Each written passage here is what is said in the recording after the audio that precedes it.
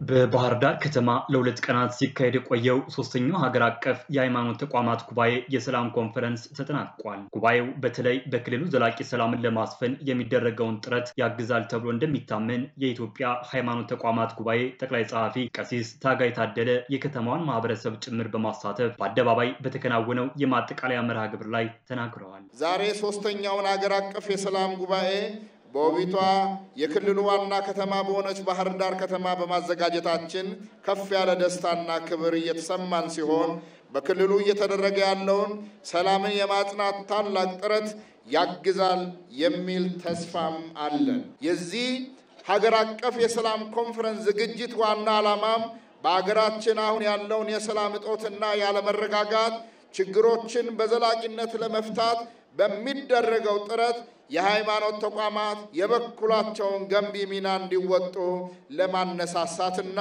መንፈሳዊ ኃላፊነታቸውን እንዲወጡ ለማስቻል ነው። ጉባኤው ከመለያየት ይልቅ አንድነትን ለመገንባት የደበዘዘውን ሰላም የምናጎላበት መቀራረብና መተማመን ከመቼውም ጊዜ በላይ ከፍ የምናደርግበት ነው ያሉት ደግሞ የአማራ ክልል ሃይማኖት ተቋማት ጉባኤ ዋና ጸሐፊ ፋሲል ታዬ ናቸው።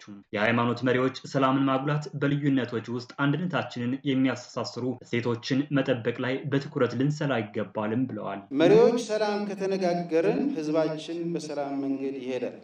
ጥላቻና ንቀትን የምንናገር ከሆነ በተመሳሳይ ብዙዎች በጥፋት መንገድ ይጓዛሉ።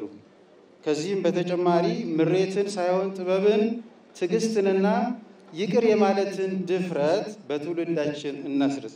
ኢትዮጵያ የበርካታ ሃይማኖቶች መኖሪያ ናት። እነዚህ ሃይማኖቶችም ለሀገር ሰላም፣ ለሀገር ግንባታ የበኩላቸው ሚና ሲወጡ ቆይተዋል ያሉት ደግሞ የሰላም ሚኒስትር ዴኤታው ዶክተር ከይረዲን ተዘራ ናቸው። አሁንም የሃይማኖት መሪዎች ልዩነቶችን ከትጥቅ ይልቅ በምክክር መፍታትን ባህል በማድረግ ሀገር የማጽናት ሂደቱ ላይ የነቃ ተሳትፎ ሊያደርጉ ይገባል ብለዋል።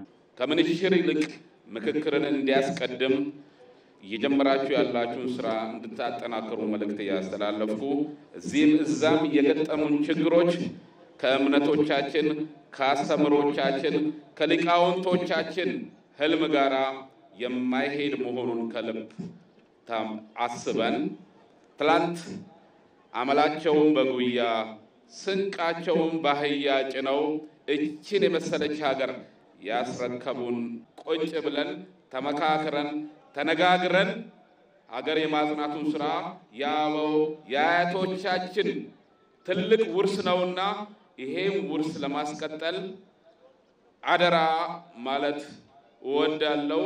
ከዚህ አንፃር በተለያዩ የሀገራችን አካባቢዎች መስዋዕትነትን እያስከፈሉ የሚገኙ ግጭቶች በሰላማዊ መንገድ እንዲፈቱ የጉባኤው የበላይ ጠባቂ አባቶች የተለያዩ ጥረቶችን ሲያደርጉ መቆየታቸውንና ጥረታቸውንም አጠናክረው እንደሚቀጥሉ የገለጹት የጉባኤው ጠቅላይ ጸሐፊ ቀሲስ ታጋይ ታደለ አሁንም ቢሆን በአማራ ክልል ታጥቀው የሚንቀሳቀሱ ኃይሎች የሀሳብ ልዩነቶችን በውይይት እንዲፈቱ ጉባኤው ጥሪ ያቀርባል ነው ያሉት። በዚህ ክልል ለሚገኙ የታጠቁ ኃይሎች ይህንን የሰላም አማራጭ እንዲያስቀድሙ ዛሬም ጉባኤያችንን ጥሪውን ያቀርባል።